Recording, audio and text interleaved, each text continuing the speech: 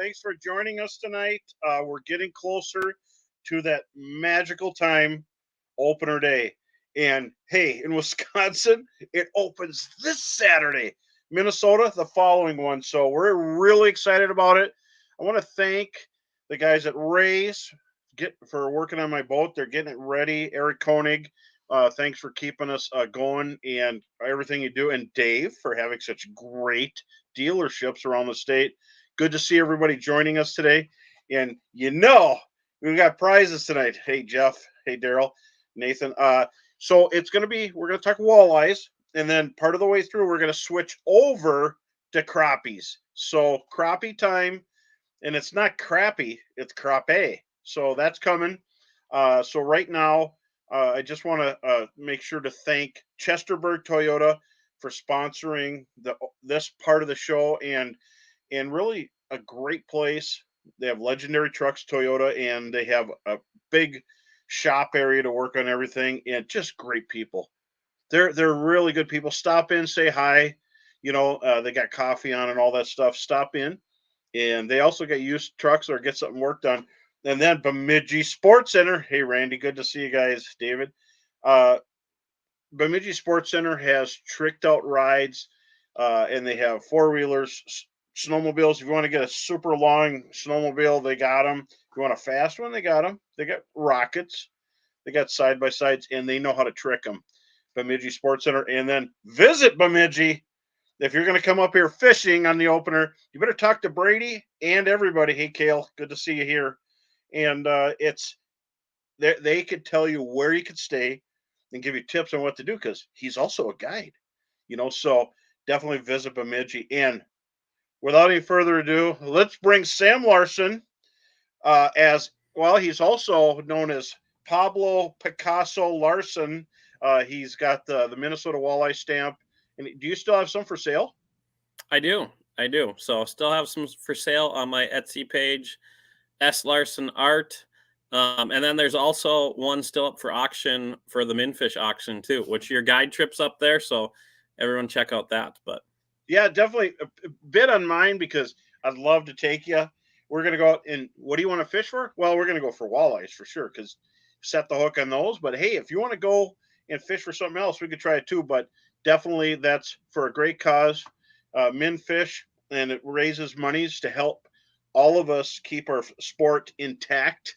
It's really a cool outfit. And I have a friend from Wisconsin that said that he wishes they had someone that goes up to bat for the sportsmen over there like this. It's a little different. They don't just go up to bat. They really make sure yeah. they get in the game. Rebuilding accesses and docks. It's a huge deal. It really is, and I'm glad to support it. Definitely. So, Sam. Let me not forget. He designs lures, and he's product manager at Northland Fishing Tackle. So you got a lot of hats, Yeah. and he's definitely a great angler and tournament winner. Uh, what's going on in the area for water temps? We're thinking fish. Yeah. Yeah. So water temps real quick, and then we can't forget about the giveaway too. Yes. I haven't been out locally lately, but I've been hearing anything from high 40s to low 50s, kind of depending on the size. We got some rain that I think's been cooling down the surface temps a little bit. There's some cold weather, but it's bright and sunny out there now, so I'd imagine it's warming up a little bit. I was at Big Stone this weekend, How did and Big Stone do? How'd you it, do? it kind of kicked my butt a little bit. But yeah, it was kind of rough fishing down there. But I had fun. We were with friends.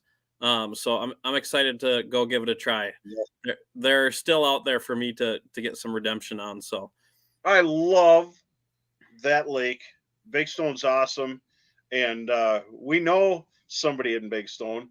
He's not the mayor. Is he mayor yet?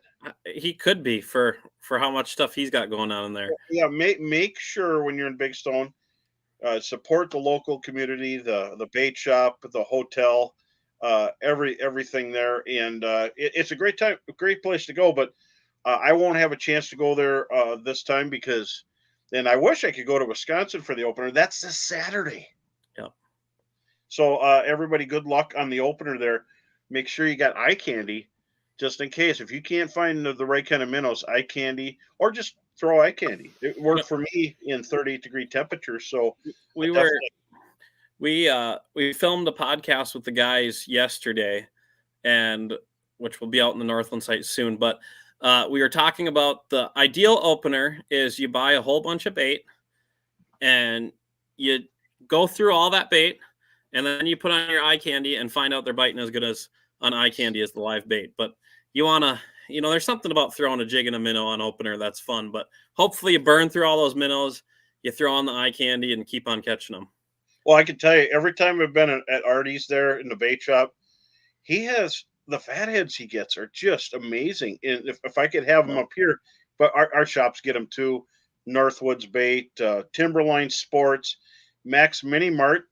If you're going through a Squaw Lake on your way up fishing somewhere, they just got eye candy in today, so it's good to see those packages in there. And and Artie, you already got walleye open, so. But in Wisconsin, where's anybody going to go? Winnebago? Are you going to go to the rivers? Are you going to fish? Well, I suppose there's the border waters are open, so not so much in Mississippi, but St. Croix probably opens, I would imagine. I don't know everywhere that's on the borders for that side, but I know that Bago is really popular and in a lot of little lakes in northern Wisconsin. Wisconsin's full of a bunch of those little hidden gem lakes, so Yeah. that's cool. Hey, bro, before we get too far into it, let's remind everyone about the giveaway. So, like always, we got a Big Bro Roadshow giveaway. We got a bunch of Northland tackles, some of the new stuff, some of Bro's favorite stuff. We got a Bro Roadshow mug and some swag from Visit Bemidji. So make sure to like, comment, and share. We'll be picking out a winner at the end of the show here. And commenting, and sharing will get you entered in to win. So that sounds awesome. I mean, what a great prize package to give away. And we just want to make sure that everybody gets rewarded for taking in good information. One of the key things, I hear it all the time, besides what lake are you going to go to? Opener is kind of a holiday in Wisconsin, but in Minnesota also. And, we were talking about that. Where would you go if you could go? And for me, it's really tough because I like to do something different. It's not just about getting a limit of fish. I want to try a different spot because you're talking about thousands and thousands of lakes that have walleyes. And obviously, not every lake in Minnesota's got walleyes. I mean, some lakes are only bass and some are only northerns, but there's so many walleye lakes. And whether it's a puddle, something that's 100 acres or something that's, red in size or Lake of the Woods or Rainy. I've done Lake of the Woods on the opener. I did Rainy on the opener and small ponds. And so it's a tough call because they're all fun. It's everything's different. It's crazy. So how about you, Sam? for opener, where am I headed? Yeah. I think I am gonna do some of the Bemidji chain stuff. It's kind of what I've always done. It's fun. A lot of times we don't like talking about specific lakes on this show. No. But it's okay up here because I don't think a lot of openers not about anything special. It's not like I go to a lake that I'm catching 25 inchers on every cast. If you go to something in that Mississippi chain up north up here, or a big body of water, you're going to catch fish. You're going to have a good time. It's kind of a camaraderie thing. It's good. So I'm going to do that on Saturday, and I think my father-in-law is going to join me. So that'll be really fun. We've actually never fished together yet for how long we've known each other. So it's going to be really exciting to get out on opener with him. That'll be fun. And then the following week, we have a little tradition with my dad where he's going to come up. We're going to fish for a long weekend too. So and that's what opener is. Traditions and camaraderie. It is. And on the opener, I have a really, really tough client, probably the toughest one of the year. I have to do a great job. And my client on the opener is my wife, Heather. And no, she's not fussy. She don't care what we catch or what we do. But I open with her. I used to guide on the opener. I wait till the day after. Let everything, the coast get clear. I've had it where it's a zoo. It's hard to Hmm. get in, and no matter how you plan things, if you ain't launching at 3, 4 in the morning, sometimes finding a spot can be tough. And even my secret spots are getting found. So I, I go with Heather, and we have a good time. But we've already done this one. We might go back to Red Lake. Uh, Hmm. it is a place where I've caught fish casting behind my back, 8 casts in a row, and it would have been 9, but I missed them on the hook set. It's kind of an odd deal, but there's so many fish at times. But like we were talking one time, it can get tough up there too. Yep. Yeah, Red seems to be one of those lakes where it's absolutely bonkers, um, or which it's often bonkers more times than not.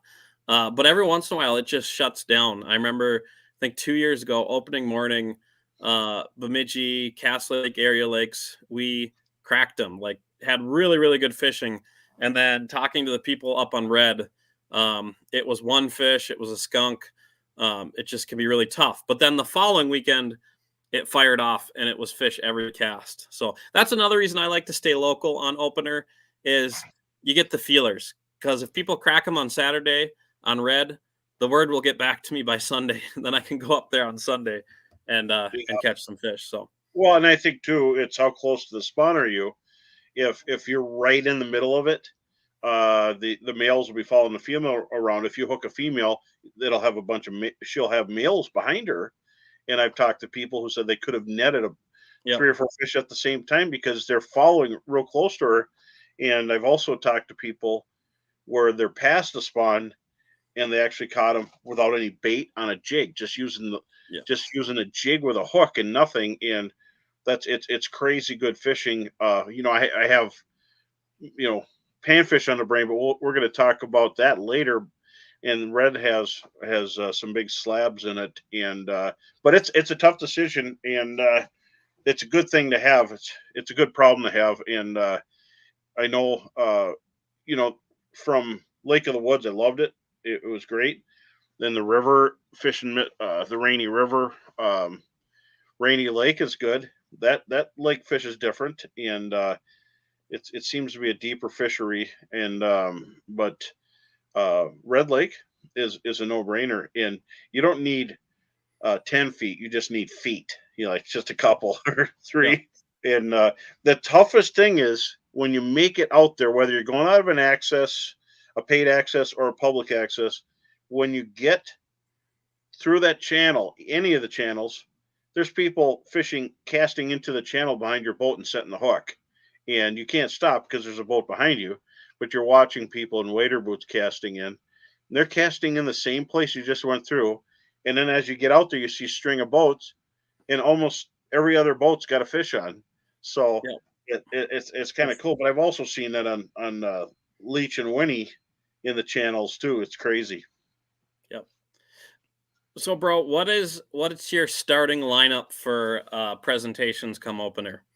Well, definitely, I'm gonna have a tungsten, uh, Jagon, and probably a long shank. I might go with a short shank, but I like the eyes, and I like. I'll talk about Moonlight Blue Glow. Probably the least selling because I've known just about everybody when I fished the FLW Walleye Tour. Nobody ever talked about that color, but just about every boat had it tied somewhere on, and so now if we don't talk about it, they might not make the color. So blue and white is really a great color. It always has been because there's blue on rusty crayfish, and a lot of lakes in this area have rusty crayfish. The bigger waters, Yep. Lake of the Woods has them. Uh, Pekegama has them. Leech Lake has them, and so they actually eat the crayfish, and they got blue claws. So blue is a color that Mhm. they see, and then it's good for in deeper water. When you get down there 10 feet or so, it makes a difference. But that tungsten fish is so nice. It's Yep. solid. I'm going to use an 1/8 ounce. Um, there is a little bit more algae already. I've noticed this year. We had a mild winter. So what happens after you have a mild winter? You have algae that doesn't die because the sun was able to keep it going, and lack of sunlight kills it. And so there's actually, it looks like weeds on the bottom, but there's piles of algae all over the bottom, just scattered around. Looks like fall, but in the fall you have leaves everywhere, but it's algae everywhere. And when the wind blows, it piles up on the shoreline. So you're going to see a lot of green. So eighth ounce, and I might go a 16th. Anything to keep above that stuff, I Hmm. think is what I'm going to use. And I'll double hook a shiner if I use a long shank. But if I want it lively, I'll nose hook it through the bone. Yeah. What are you going to Yeah. use? I'm gonna have probably the tungsten short shank tied up. We get a lot of people that um, get startled by the price of it, and it's 7-8 bucks for 2 jigs, so it's expensive.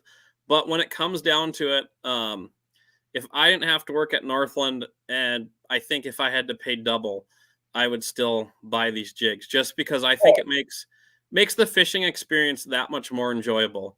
Um, your presentation just falls nice. You can feel more. It's got a really good hook in it, so just it's the same as fishing with an expensive St. Croix rod and reel. You get what you pay for, and it really is an enjoyable experience. On top of that, I'm going to spend 50 bucks on bait probably. So spending $15, $20 on jigs is not that bad.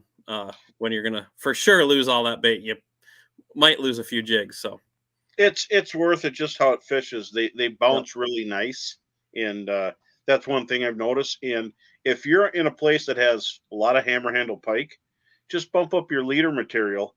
And I Yep. normally use 7 or 8 pound test, but if I'm fishing anywhere around here, I'm gonna go with like 12 because Hmm. I don't want to lose it. And they have a hard time biting through this really high quality fluorocarbon is a little harder, or just leave it on the braid. The one thing I've noticed talking to a lot of pros in a lot of tournaments, they believe the same thing I do. I don't think it's a deterrent, except on those lakes with really, really high Secchi disc readings that is, just really gin clear. It might turn off fish, but if there's a lot of them, it ain't going to turn them off. So, just if there's a lot of hammer handles, make sure that you have a little heavier fluorocarbon at the tip, and you'll be set. But when I lose a tungsten jig to a hammer handle northern, I have to pause my head for a second after that, and then you'll see him jump later and spit it, and you see Hmm. 2 splashes. But outside of that, I'm predicting it's going to be a great opener, and I'm seeing a lot of 40-50% rain in the future, all the way up to the opener. Not bad. I mean, we're in drought conditions, water super low, Yep. and not good. I mean, a lot of places you're not going to be able to get in, but now it's coming up, and it's come up about 8 inches on some of the lakes and the flowages. Probably not so much on the really big waters, but it's coming up, and I love to see it. Otherwise, it'd be kind of hard to get in. Yep, for sure. So, hey, bro, on this show we talk a lot about the big lakes, the spot tail shiner systems and how to fish those. But what would you suggest for somebody that's just kind of going up to a smaller body of water that maybe isn't known for their walleye population, but it has a good population of walleye? What what types of areas and presentations are you using on those bodies of water? Well, what I see, and I do fish places that don't have a huge walleye population. It's all about uh, just having a live minnow makes a big difference. But sometimes you get on a lake that has goldies in it, golden shiners, Hmm. or fatheads, or even if it doesn't have any of that, golden shiners and fatheads work on just about every lake there is. I mean, a lot of shiners get trapped out of red, Winnie, Leech, Cass, Ball Club, all these different lakes.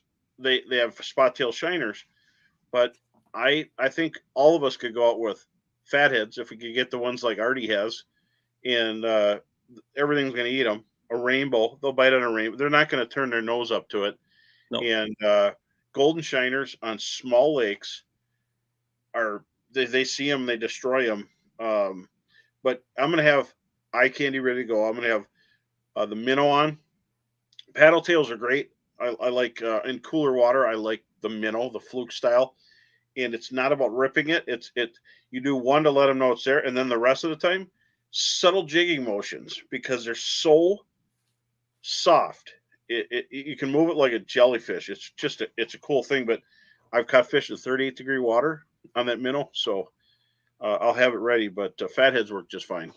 What areas of small lakes like that are you going to be looking for? Well, if we have any wind at all, just like on big water, wherever the wind's blowing in, walleyes just get braver in the wind. And with forward viewing, we had Tom on last time. He likes calm and Mhm. targeting big fish. Well, we want to catch fish, and you go into an area where the wind's roiling in, and it gets the fish active, and they're less afraid of the boat. You don't have to get super far away from them, and so on small, there's some lakes that have no structure, no sand bars or humps, no rocks, but they have shoreline. So whatever shoreline receives the most wind, the southwest wind Mhm. might carve out a nice shoreline on the east side. And different areas of like the south end usually is in a lot of lakes that I'm fishing has a lot of sandbars and a lot of stuff. Yep. And remember, from northern Minnesota, when you get to the Laurentian Divide, waters flow north of that and south, just south of it. So we have kind of a unique area right at the north end of Winnie. Waters flow north, and at the south end, waters flow south. So kind of cool stuff. But whatever receives wind usually gets sifted out and has hard bottom. And find hard bottom areas using the Humminbird side imaging. Look for stratifications, which is dark means soft and lighter color. So coffee on amber color palette will be mud, and cream coffee will be hard bottom. So that's where you start fishing. You know, and it took me a while to figure this out too, but I think everyone at some point in their life, once they get side imaging, they say, "What do walleyes look like?" And you always told me, and that's how I learned, little grains of rice. Yes. And you just posted a photo on your Facebook account of that. I think sums up what walleyes should look like perfectly. So everyone will have to kind of tune into your Facebook and look that up. But the nice thing about when walleyes are on these hard bottom areas is they do stick out really easily on side imaging, and they're pretty. Um, you can find them, and you get into them. You start casting. That's another good way to learn is look at what you think is fish, and then start casting at it. If you start catching fish, you're right. If you don't catch fish, you're probably wrong, and you got to look for something different too. So Well, and a lot of times I think technology is fantastic. I like using my Mega Live, but there's times when the walleyes are so tight to the bottom that the side imaging will show them.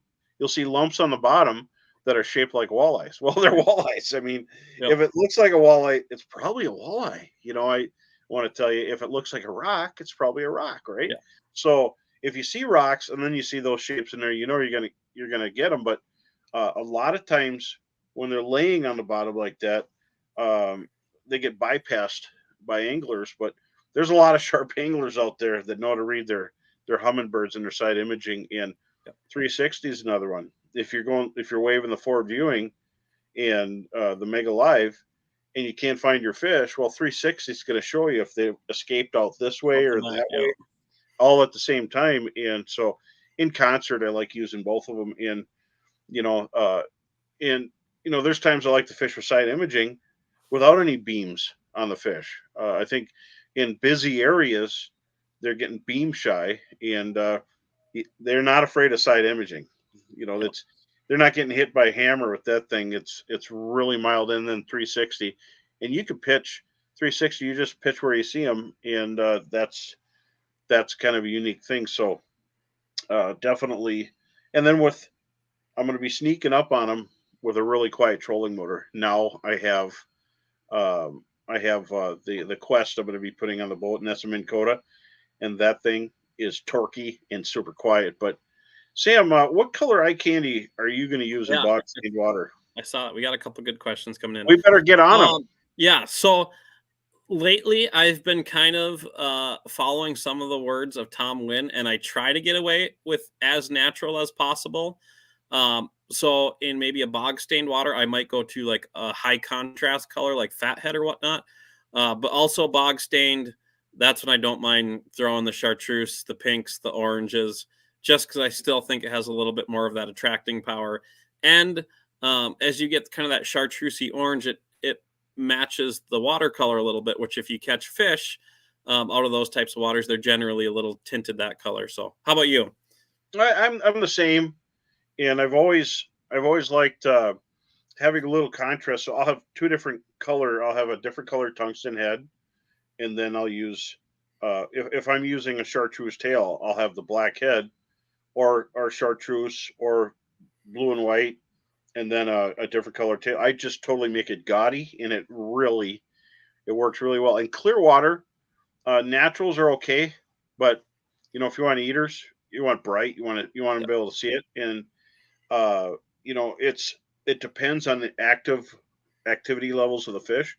If you're going out there and you got super low pressure, well, you're going to lose some tackle because the pike really they get angry, and walleyes and panfish just pout. They get mad when there's low pressure, and so if we get low pressure, it's a little bit tougher. It's a different game, and you have to stand on them a little bit.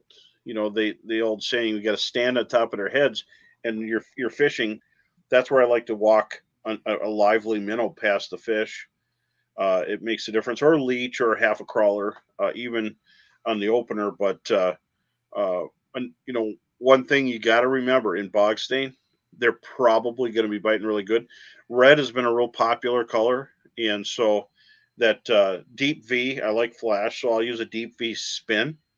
That pink deep V spin rocks. And on Red Lake, that in an eighth ounce with that little spinner, and it doesn't have to be flipping like this because we're not trolling. You're throwing it in there, and you're getting that thing to just flash a little bit and just pull that minnow through. And I've done really well in Red Lake with fatheads. I'll bring small minnows, small, medium, large, Mhm.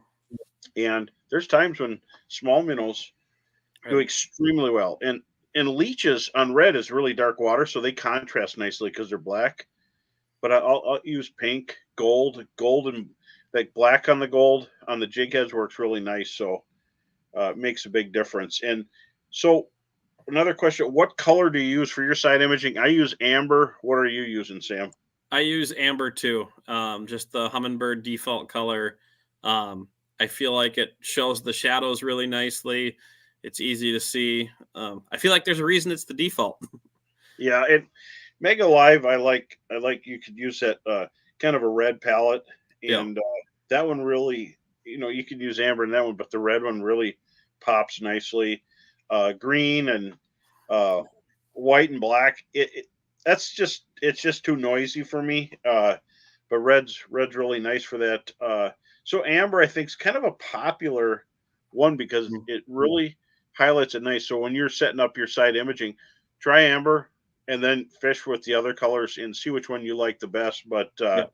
and right now, what I found on water temperatures on the lakes I've been on Leech, I've been on Winnie, I haven't been on Cass, but when I'm fishing perch and stuff like that, and small lakes, and I found 53, almost 54, like 53.9 was the warmer temp that I found, and there's still stuff in that 48. So we're right there. And I would imagine the walleyes on most of the lakes are probably spawned. There's always late arrivers, lake spawners versus river and creek spawners.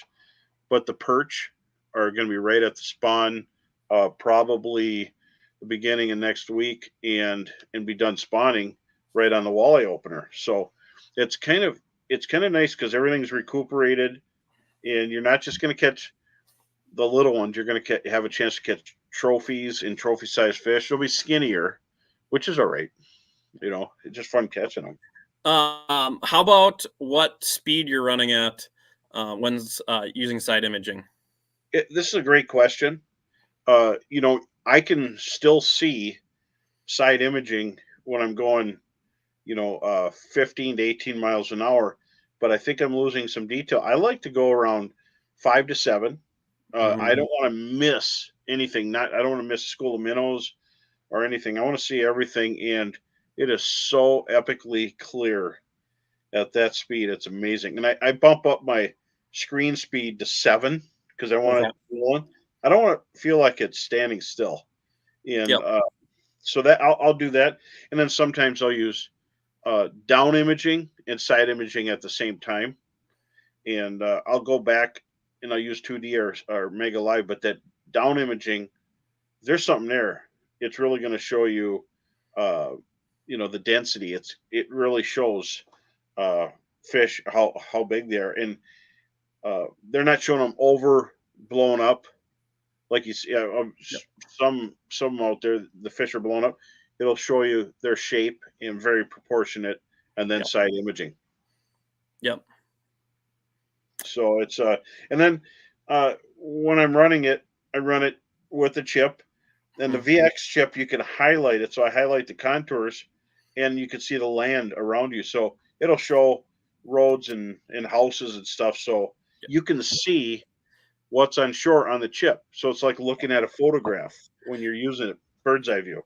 You know, another thing that I really like, well, I like the VX chip. I realized when I went up to Rainy, because you used to have the Minnesota chips, and you'd have to buy Rainy Lake of the Woods, but the Rainy's on that chip, I think. So I think Yeah, maybe I have the V8. So V8 and above, it must be on there. So that's super nice. But another thing I've been doing is the One Boat Network app. Now oh you sure. can buy it. I think it's a $20 subscription for a year, and you get VX mapping on the entire U.S. So I take that, put my phone in the boat if I'm somewhere where I don't have a chip, and that's super nice. I love sitting, and me and my wife are watching TV. I'll start scoping out lakes, get on that app, checking things out. So the smart, Especially if it's the Lifetime movie network, right? With murder mysteries, that it's always a bad guy, right? yeah, it gets too That's how scary. I'm It on my gets too phone. scary. I'm hopping on the One Boat Network app for sure, checking out some lakes. So Well, it's that One Boat Network app is awesome, and I like the One Boat Network where everything's hooked together. So I could run mhm. my trolling motor from my sonar screen. I can run it from my phone. I can run it from the remote. It's just crazy, and if they ever hook it up to my mind, that might be complicated. But we got some more questions here. Hey, how do you book a trip with me? Just go to my website brosguideservice.com, and it'll have everything there. But I have a couple of openings towards the third week of June. We had a cancellation due to family things on the people's family, and so stuff like that happens. Check with me. Then there's plenty of openings throughout the summer, but I'm about 70% booked, I'd say, if for total days, maybe 65%, which is pretty good. But I'd love to take you out fishing in my new Lund from Ray's there You better with a V motor. hurry up and book, or else I'm hopping in with you on those open days. Yeah, you should do We'll put that. you to work for Northland. I like it, which is a great cause. I like the questions we're getting. Do you Hmm. mount the transducer flush with the bottom of your boat, or just under a bit under? I'll use the high speed transducer just a little bit under, and then I like the side imaging just up with nothing to the side. The big paddle. You got to be able to see back and forth to the side, and if you have a boat that you could drill through, that metal transducer that they have that you could put through your hull is good, or just find a flush spot. I'm on a fence. I had it sitting just a little bit above the bottom, kind of flush with the bottom, and but I'm going to look to see if I could put it right down on the flat spot of my Lund GL and check it out. But I can see everything, and but your high speed transducer, you want to have it a little bit below, Yeah. and then a splitter, because when you lose signal with the paddle, the high speed picks it up. And just a simple thing, it's a splitter, and they'll definitely be able to help you out at the shops. But that's how I run it. And just watch out for your bunks. Yep. I put mine. I got the through hull going, and then I put my other one on the jack plate to keep it nice and high. Because when I'm bass fishing up in the shallows, I don't want to mess it up on something on the bottom. So Absolutely, I totally agree with you. And you know, it's 7:35. It's we're really ripping. flying here. So we'll just answer a couple quick questions. Then we're going to get onto some really cool techniques. Water tips, jigging cadence. And Sam, I want to hear from you too. But Yep. I'm using the minnow, and I do one to let them know it's there, and then I really settle down. So take your plastic on the jig and put it by the boat and get it so it looks like a minnow just naturally swimming where you're just flickering a little bit. You'll find you hardly have to move the rod, just reeling it slow and just flicking it like you're crappie fishing, but even less for subtle days. And then you can snap it for the other days. And for paddle tails, pull and let it drop. What do you think, Sam? Yeah, so I'm a I'm not as much of a fish whisperer as you are. So I like to start the day with really subtle, and I'm always kind of double jigging, pop pop, and I start subtle, and as I start getting bites, I'll kind of increase that to kind of figure out where the threshold is of how aggressive I can be. Because I feel like the more aggressive you can be, the more bites you're going to get. But there is a point where they won't want to bite that. So just subtle, pop, pop, and I kind of just go and feel it out for the day. I'm always watching what the guy in the boat's doing next to me. So if he starts catching more fish, which is usually you, I can adjust my cadence and pick up. So yeah, trying a few different things, but definitely start slow and increase after that. Well, and I think the tungsten jigs make sound when they hit. That was a great question too. Yeah. When I'm fishing on leech and I'm fishing the rock structures, and I'm using eye candy floats up. That's what makes it so much better than anything out there. It absorbs scent, but it also floats. So when you're jigging in rocks, the tail lifts up and you have less chance of getting wedged in a rock. So when you hop it again, it goes over stuff, and nothing's more inviting for a walleye than when a minnow hits the bottom and then the tail floats up. It looks like it's injured and dying. They swoop in and they can grab it easy. Makes a big difference. And then, quick question: does Northland make the Slurpee? The only Slurpee we have left is the Slurpee small fry, that little tube jig for panfish. That's the only Slurpee in existence. But we have eye candy now, so That's that's a good question. But now, uh, Sam, could you tell people what they have a chance to win before we yes. get into the complicated part here? We got the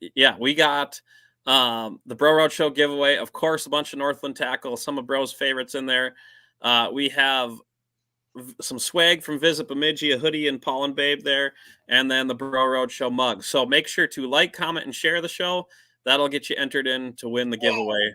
We'll be picking out a giveaway winner at the end here. So Look at all that stuff. I mean, I come know on. there's a You need a mouthful. shovel for it and a bucket for it. There's so much stuff. Bro, Love it. I love seeing it. a few weeks ago, you started telling us about some knots. Should we go? Should we go into knots now? Sure, why not? All right. Let's do it. Should we have Go Brooke ahead. bring up the video? Yeah, let's go on. This is the stealth rig and how to tie it, and it's just an adaptation to a drop shot. And then we can look at this. This is how you tie it, and hopefully I'm not too fumbly with it. If that will come up here, and I'm going to get the.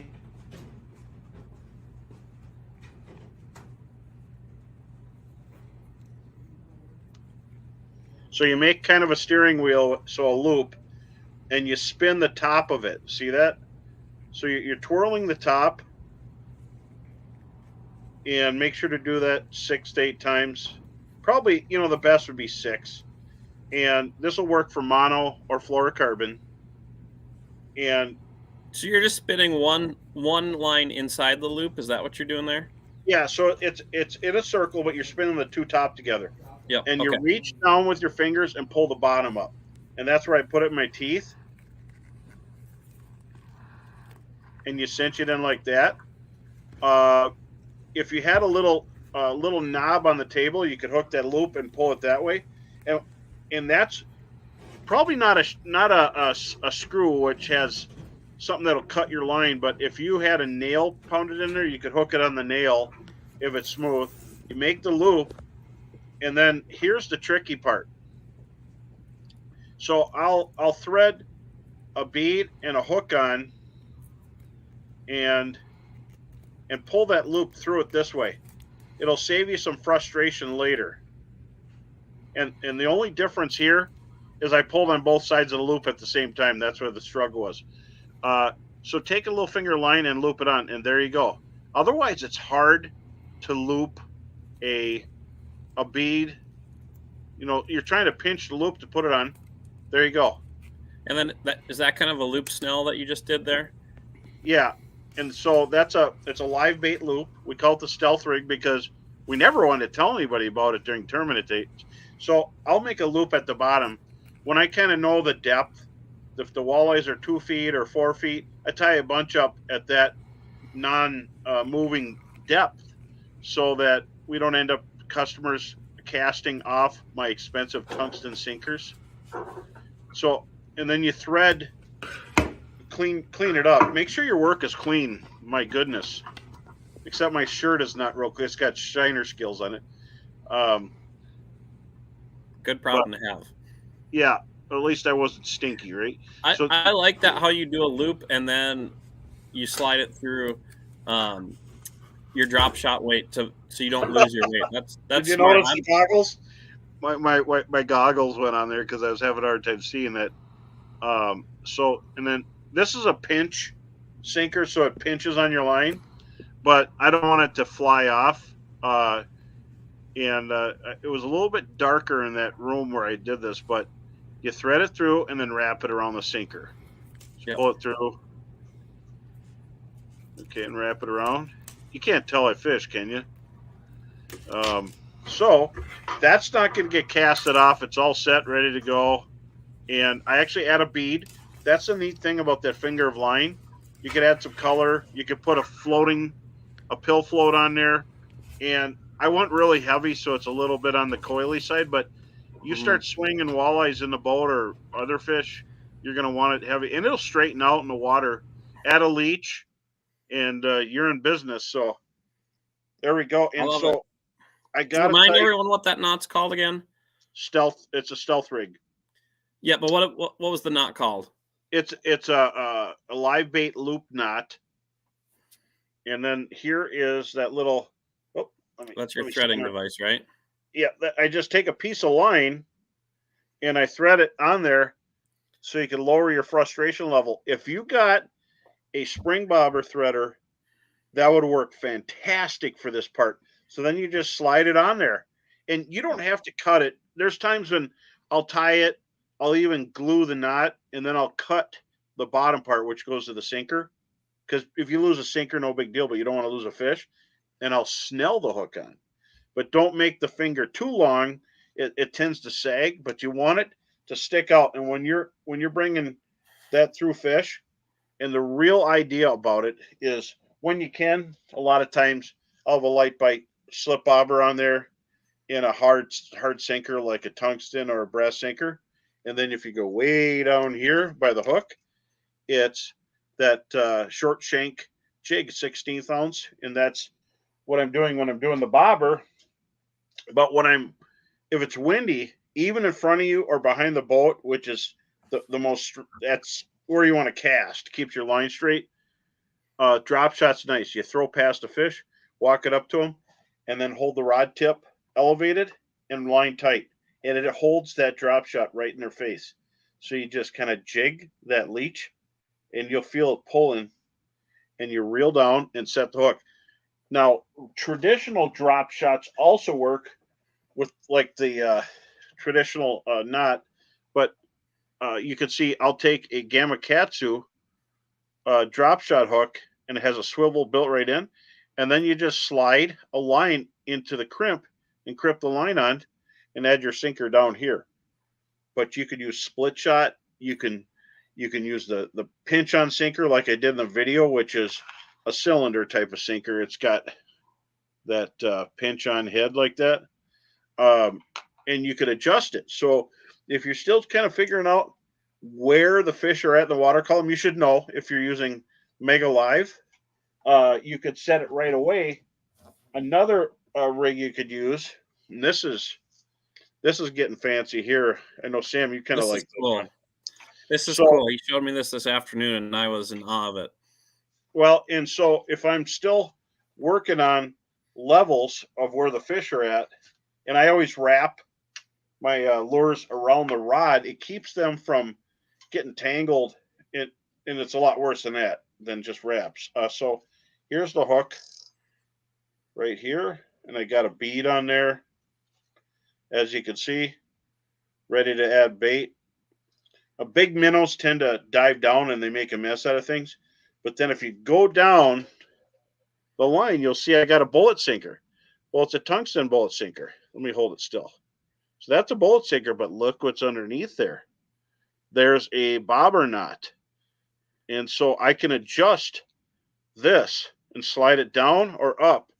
So if you're fishing and you're still trying to figure out if they're 5, 6, 8 feet, 10 feet off the bottom, you drag the line. But when you're casting, tie a little knot with a bead at the bottom, real tiny bead, so that you don't cast, if that does slip, you don't cast the sinker off. Yeah. That's a slip bobber knot. And once in a while, I've had to use two if I'm really whipping in the wind. But that's my seek and search, figuring out the level that you want to hold your bait. And I still use traditional drop shots, but we were talking about this years ago. And I think it was like 18 years ago. I was using just a drop shot, and I've been fishing the bass tournament, so and I was using leeches, and they would just pull that leech off, and you'd have a set of lips. Walleyes would grab it, and they weren't that smart or that accurate. They're just hitting it. So I tied the finger line. Being a pompano fisherman, in the winter I'd go chase pompano, and I tie the pompano rig kind of thing, which is a live bait loop knot, and I threw that out. 6 walleyes in 6 casts, and I was between trips trying to figure out how to stay out of slimy bottom. And I got to tell you, when the group came in, they limited out in 20 minutes, basically. So every cast, and you think it would fall when you cast, it didn't. And I had a lot of newbies on the boat that would just whip it out there. Their leech might splash in a different area from their hook, but it's amazing how clean it works. And traditional drop shots will work, but if they're biting your leech short, or as on one show, Tom Wynn was talking about how walleyes don't like coming up to the line. They see that line and they come up with their mouth and they hit it, and they don't like that. Well, that finger feeds it to them. So all it is an extended feeding device, and simple. And those who are going to probably try this, you're going to come up with stuff that I haven't thought of. Adaptations are amazing and they go like wildfire. But if you're going to be experimenting, try, a you can use a bullet sinker, which is nice for sliding across algae, or you could use an egg sinker, what have you. And there's also teardrop barrel sinkers, split shots. We use split shots still, in of all different sizes. And here's another purpose. I have a drop shot on a panfish rig here, and I got to show you this real quick. Bro, did you talk about your leader lengths at all? Because I feel like that's something that really differs from traditional bass fishing drop shots. Absolutely. And the most I've really had to use is 10 feet, and that was fishing a summer tournament on a lake that has a lot of smelt in it. So the walleyes are just like all over the place. And I was 10 fishing with feet. 10 feet, and I had a buddy with me, and when you get a bite on that, you net the fish, everything's going great, and then you just got to watch your sinker from wrapping around in the net. Yeah. So here's what I tied the other day. I have a drop shot set at 4 feet, and I got a bead, and I got some eye candy. I cut it in the middle to make it more. I was on a lake that didn't have giant crappies, and there was bluegills, and I put a wax worm on there. As you can see, it's decaying there. It's been there. And the drop shot. And in the muddy basin, suspended panfish that would move away from the boat. Super windy deal. Pitch it out there using braid and a back-to-back uni at the top. So my uni's above the drop shot. So it's way up here in the rod. And I've got a panfish series here, rod, and the knots way up there. Back to back uni to the braid, and I use braid on everything in the summer. In the winter, I'm all fluorocarbon, and I do like mono, like Sunline Supernatural. Mono is a good one, uh, but I am a braid guy because my clients love it. They got the best rods on earth, and we got braid, so it is such a feel when you're fishing with them.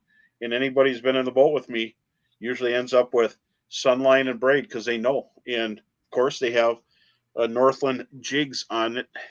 But so I got that all set up right here, and it's on a 7 foot St. Croix panfish uh, rod, and this is the panfish elite, and it's light. So, and that's drop shot. But before we go into panfish a little bit, so here's another setup. So I'll mess with different lengths and bead colors, and even did what we call the Green Bay Packers versus the Vikings in bead colors, and we had rival family members in a boat, and it got real heated, and it wasn't about fishing anymore. So I was just hoping that they'd get along. Just trying to get their limit and get them home before a brawl broke I out. was hoping there's no brawl in the boat, and then once in a while, uh, I'll do just a hook, just a red hook naked, or I'm really gonna go after these Gamaketsu bead hooks. Now they're nano alpha, so they got that coating, and it just goes right through the bone of the walleye. But most of the time, I really like using color, and sky's the limit. I mean, what do you want to put on a drop shot? I I know this is kind of butchery, but I want to take some eye candy, the part that I don't use for the crappie, and put it on there because I could add scent, and it's a float on there. So the one thing you don't want to do is overweight it. You want the stealth rig, drop shot rig to be to float up a little bit. So a lot of times I'll just use a bead and a hook, but I've also tied on little bow tie spinners when you're trolling in deep water and the fish are suspended. You can just pitch it out behind the boat, and it's amazing how it works. And I wish if I could go back in time, I would have done this at some of the tournaments I did years and years ago. Bro, does the bead serve any other purpose than providing a little splash of color? Yeah, it's a color thing. Number one, there's rattling beads and stuff like that. I'm careful when I'm walleye fishing. I don't want it to get too noisy. I don't want to bring pike in. I get a lot of pike in my area, and if Tom Wynn were here, he'd probably turn everything black on there, and he would catch fish. And Bring the spray paint and the finger of line catches more fish than a straight drop shot. And you, I've pitched it over open water, and you just watch where your leech is on forward viewing, and you can reel the leech past the fish. Just don't heavy it up too much so it lofts in the water. do you ever use any floating elements like a drop shot, a gumdrop floater, or anything like that? Oh, I love the gumdrop floaters. The only thing when you're using a gumdrop floater, you're going to catch some giant perch because they love them. What a shame. What a shame, huh? Pill floats, but the gumdrop floaters are the best. I really like them because they really keep it elevated Yeah. and off to the side, and they just smash it.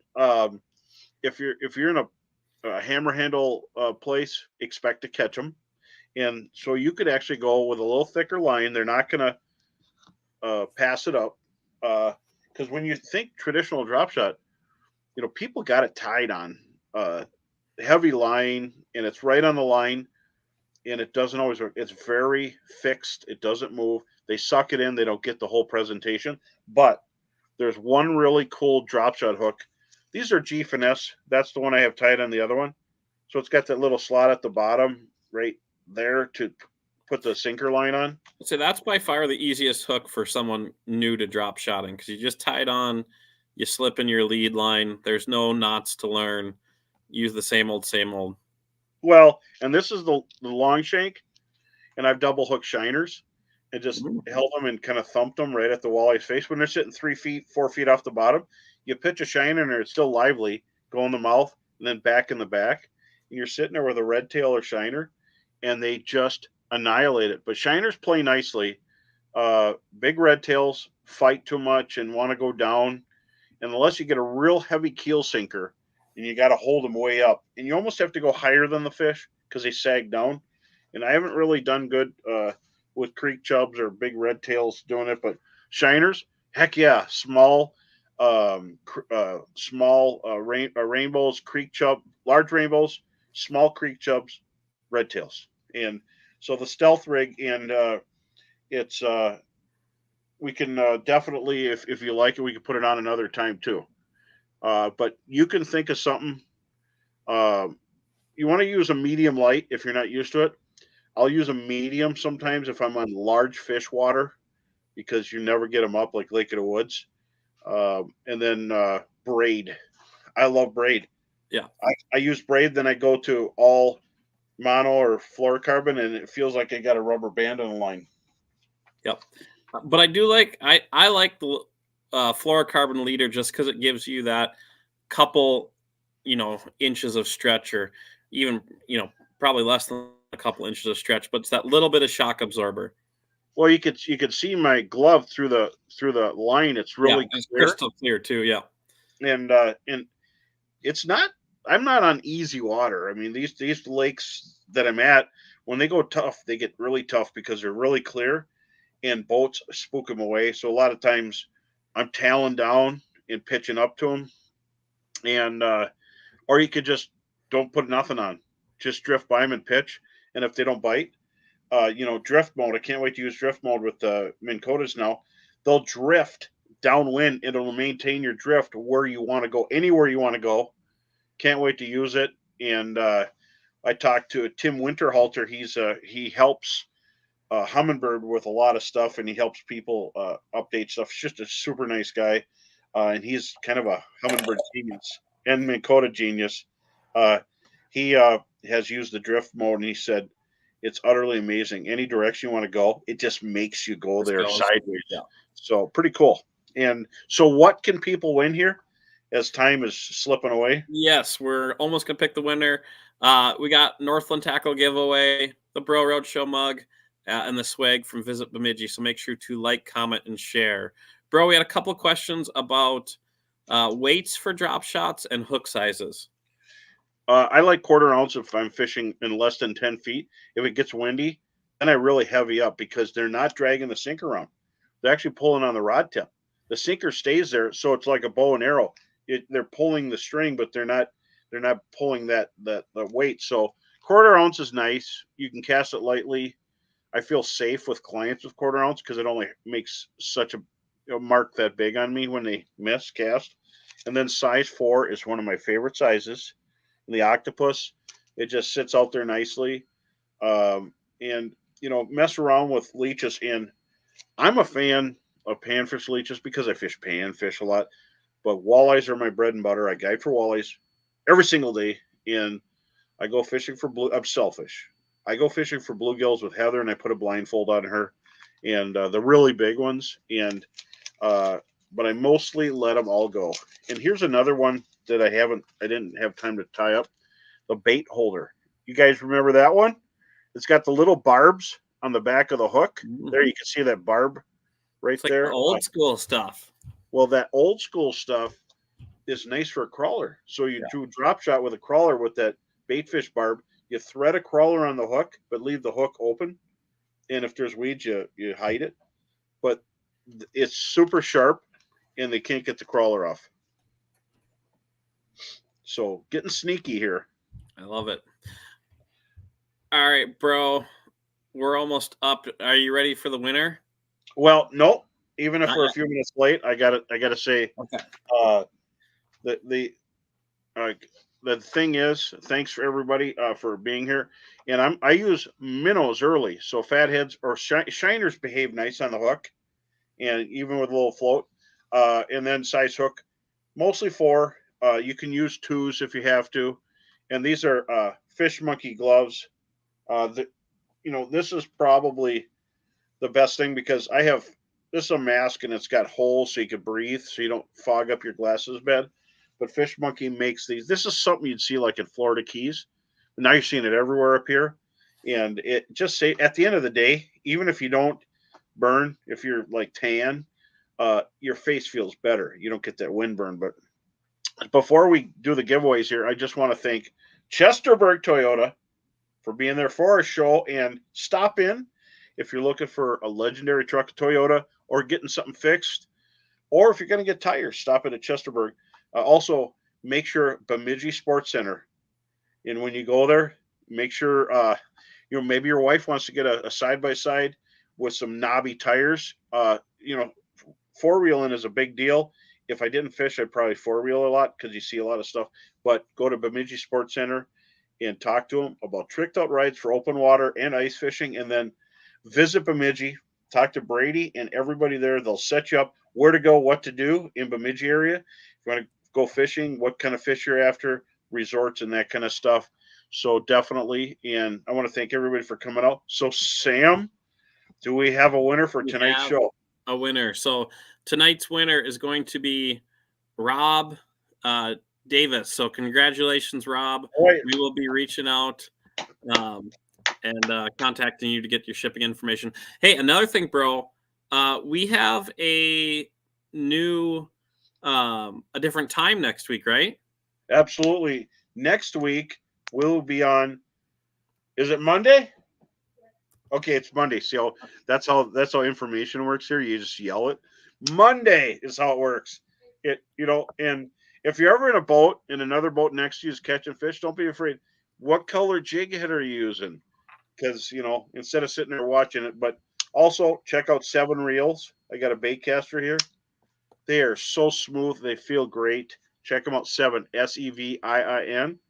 Cool reel company, and we will see you Monday at 7 next week, and that's the last final Bro Roadshow before the walleye opener. Good luck, Wisconsin. May walleyes be on the end of your line. We'll see you next week. Thanks, guys.